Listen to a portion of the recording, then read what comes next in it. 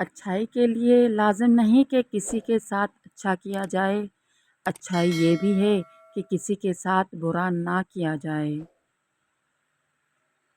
اپنے غموں کا جائزہ لیں کہ کیا ہم صرف دنیاوی چیزوں پر ہی غمگین ہوتے ہیں یا ہمیں آخرت کا بھی غم ہے۔ دوسروں کو ہر وقت تولتے رہنے والے خود اکثر بڑے ہی ہلکے ہوتے ہیں۔ کسی کو اپنے ساتھ وہ کام کرنے پر مجبور نہ کریں جو وہ نہ چاہتا ہو۔ چیزوں کی خوبصورتی بن مانگے ہی آ جاتی ہے۔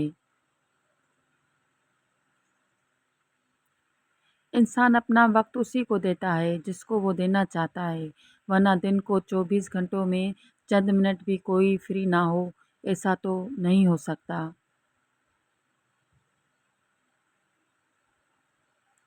زندگی بہت خوبصورت ہے، ایک دن، ایک گھنٹے، ایک منٹ پھر کبھی نہیں آئے گا، تو بس تمام پریشانیاں بھول جائیں اور خوش رہیں۔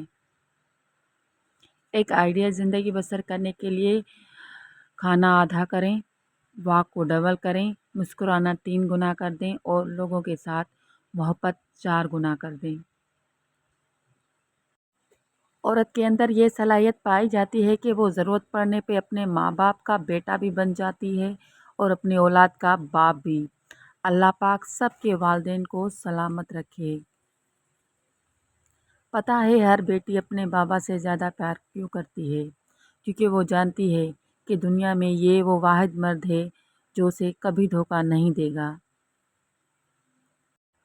کہتے ہیں اگر عورت سچی محبت کر لے تو ایک ماں کی طرح پرواہ کرنے لگتی ہے۔ کائنات میں صرف ایک ہی چیز ایسی ہے جسے آپ یقینی طور پر بہتر بنا سکتے ہیں، اور وہ چیز آپ خود ہیں۔ بیٹیوں کو کوئی اور ہنر آتا ہو یا نہ، لیکن اپنے دکھ چھپانے کا ہنر بہت اچھے سے آتا ہے۔ شرمگاہ کی شہوت صرف 3 چیزوں سے جنم لیتی ہے۔